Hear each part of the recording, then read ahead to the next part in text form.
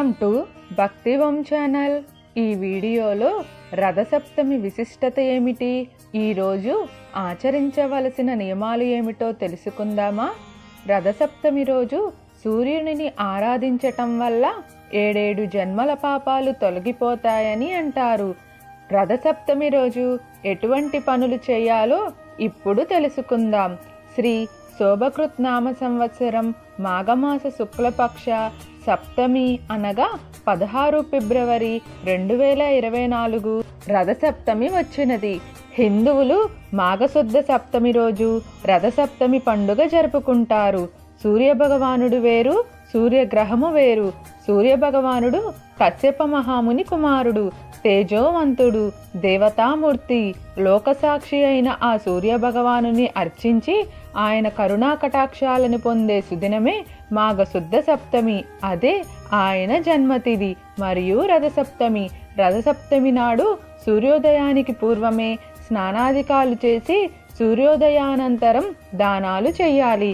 ఈరోజు సూర్యభగవానుని ఎదుట ముగ్గు వేసి ఆవు పిడకలపై ఆవు పాలతో పొంగలి చేసి చిక్కుడు ఆకులపై ఆ పొంగలిని ఉంచి ఆయనకు నివేదన చెయ్యాలి. ఇతర మాసములోని సప్తమి తిథుల కన్నా మాఘమాసమందరి సప్తమి తిథి బాగా విశిష్టమైనది. సూర్యుని గమనం 7 గుర్రములు పూంచిన బంగారు రథము మీద సాగుతుందని వేదము చెబుతున్నది. సూర్యగమన ప్రకారం ఉత్తరాయణము దక్షిణాయనము అని 2 విధములు. ఆషాఢమాసము నుంచి పుష్యమాసము వరకు దక్షిణాయనము.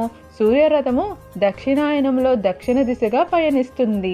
తరువాత సూర్యుడు మకర రాశి ప్రవేశముతో ఉత్తరాయణ ప్రారంభమవుతుంది. అందుకే ఈరోజు పవిత్ర దినముగా భావించి భారతీయులు సూర్యునిని ఆరాధిస్తారు. భా అంటే సూర్యకాంతి, కతి అంటే సూర్యుడు. కావున సూర్యుని ఆరాధించు వారందరూ భారతీయులు.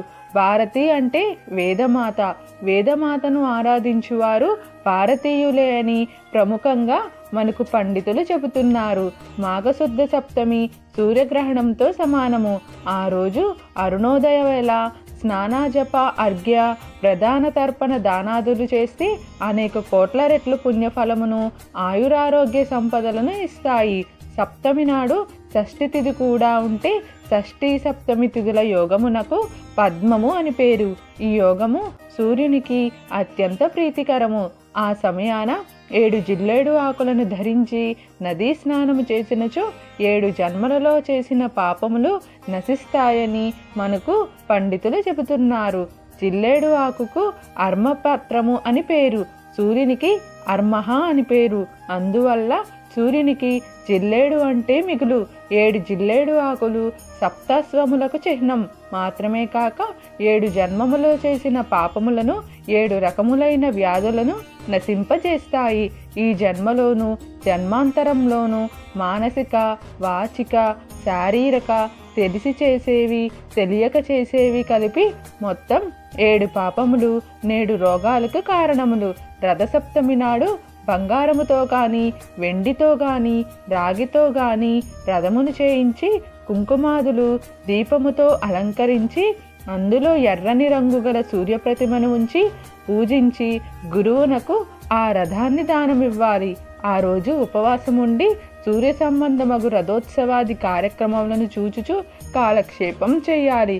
ఇలా రథసప్తమి వ్రతం చేస్తే సూర్య భగవానుని అనుగ్రహం వలన ఆయురారోగ్యాది సకల సంపదలు చేకూరుతాయని మనకు పండితులు తెలియజేస్తున్నారు. మీకు ఏమైనా సందేహాలు ఉంటే దయచేసి కామెంట్ సెక్షన్లో తెలియజేయండి. మీకు ఈ వీడియో నచ్చినట్లయితే లైక్ చేయండి, షేర్ చేయండి, అలానే సబ్స్క్రైబ్ కూడా చేసుకోండి.